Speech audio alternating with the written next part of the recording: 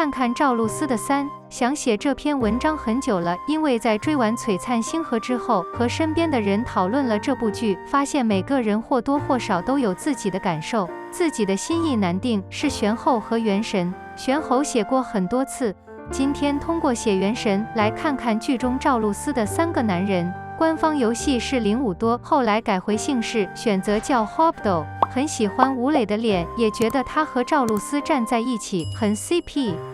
在剧中，他们无数次的互动瞬间甜蜜。我也承认，从程少上的性格来看，虽然结婚了大家都会很幸福，但是凌不多一定是最能让他爱上他个人成长道路的人。但从我个人的角度来说，我想说的是，如果你有一个和凌不多性格相似的男人，最好不要选择。我一直认为，结婚是为了安逸，过关只是一个小考验。但有了凌无道这样的人，婚姻的话题很容易变成斗妖升级，前提是你能拥有程少商的头脑和智慧。但大多数女孩毕竟是普通女孩，跟凌不多这样的男人在一起，很容易没有自我，逐渐成为婚姻的牺牲品。因为他的身世决定了他必须背负沉重的命运，不能兼顾爱情和婚姻。他也善于占便宜，还是很有心机的。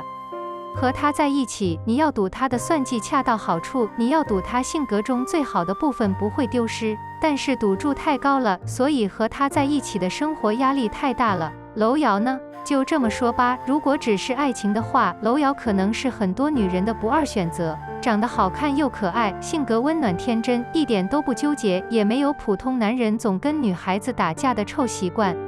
生活的细节也能感受到他的情绪变化。通俗地说，楼瑶是一个能提供情感价值的人，但如果要同居，楼瑶更适合成熟女性，适合真正的大女主。魏楼瑶是一个关键时刻需要支持的人，她不是逃跑的人，而是暴风雨来临时动摇的人，需要有人在她身后激励她，或者通过为她做出选择，她才能恢复她的坚定和坚韧。所以程少上和何昭君很适合楼瑶。2个女孩都是比较强势的女人，柔弱的姑娘，或者不善于乘风破浪，总想让别人为自己撑伞的姑娘，千万不要选择娄烨。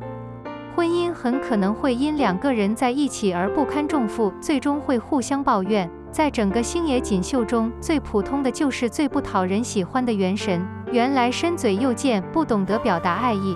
我承认，但我想说，不管什么样的女孩嫁给元神，大概率都会过上好日子，因为元神整体上是一个健康成熟的男人，他不善于用言语表达爱意，但他会考虑他喜欢的人。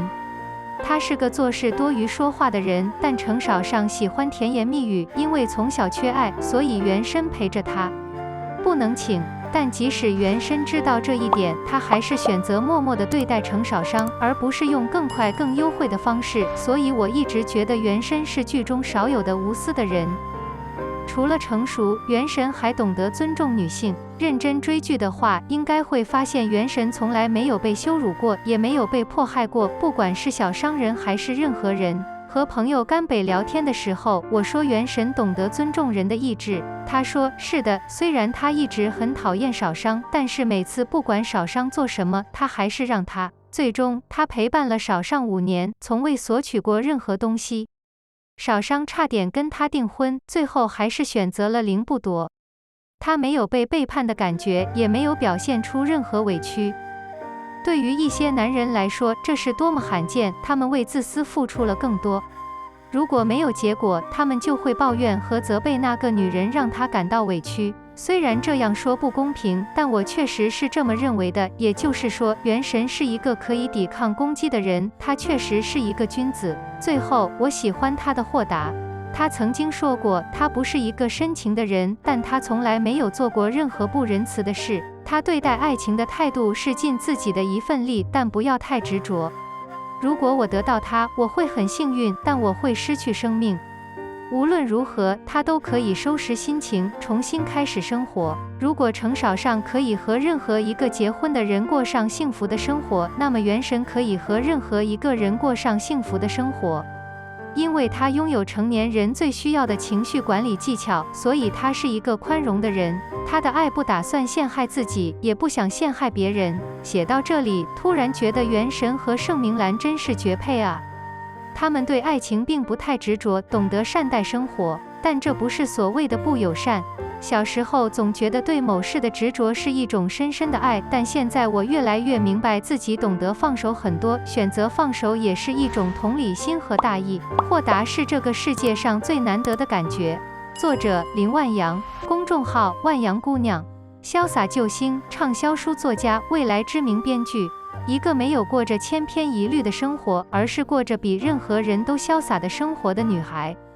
不要虚伪，对待不清，喜欢就不要盲目跟从。全文我用过很多种洗发水，但我强烈推荐点红药业的周先生和他的团队开发的轻号洗发水，这也是我粉丝复购率最高的产品。当然，洗发水和头发之间也有关系。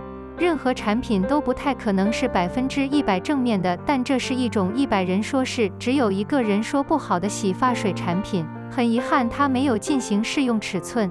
如果您认为它效果不佳，很少有人反应不好，请给朋友尝试一下，他们可能会喜欢它。第一次用的洗发水量一般，没想到洗发水量一样，泡沫丰富多了，一点点就能起很多泡沫，所以一瓶可以2顶瓶子普通洗发水可以使用很长时间。洗完之后感觉很清爽，头发上还有蒿草的清香，去屑止痒控油效果非常好，只有工匠才能做出好的产品。我觉得我终于找到了合适的洗发水，所以我强烈推荐给大家。价格肯定比日化线的洗发水贵一点点，但不挑乱概念，技术含量也不低。我认为这是值得的价格。不管我们在这里说什么，最好是你自己使用它。不管是不是智商税，用过就知道了。如果您使用后感觉良好，相信您会继续回去。不是割韭菜叶的产品，而是回头客。是薄俊逸还是无路能逃？陈情令 vs 星韩锦绣 CP 战榜。网上最近有一个民意调查亚洲屏风 CP 排行榜，榜单最终还是根据网友的投票，让每个 CP 粉化身投票人为自己的偶像打榜。投票现已结束，博君一笑 CP 在粉丝的帮助下从第3名跃升至第1名。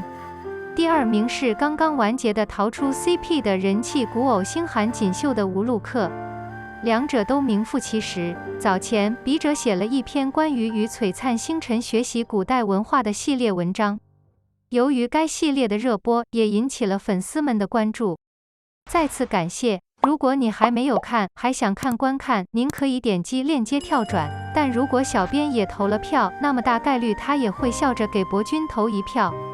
毕竟我是买腾讯会员看《陈情令》的人，自从《陈情令》出圈以来，博君一直有很多 CP 粉，但近2年却成了佛系，平常的事情他都不愿意参与。此次参与投票的其他剧 CP 粉在前期冲击人气榜，一度在各种榜单上超越博君一。可姜还是老辣，拼了多年的 CP 粉怎么会输？最后以大优势位列第1。星韩荣耀为何能驾驭远古傀儡中的尘埃？璀璨之星前段时间风靡全国，播出期间热搜不断，好评如潮。那么为什么这个节目如此受欢迎呢？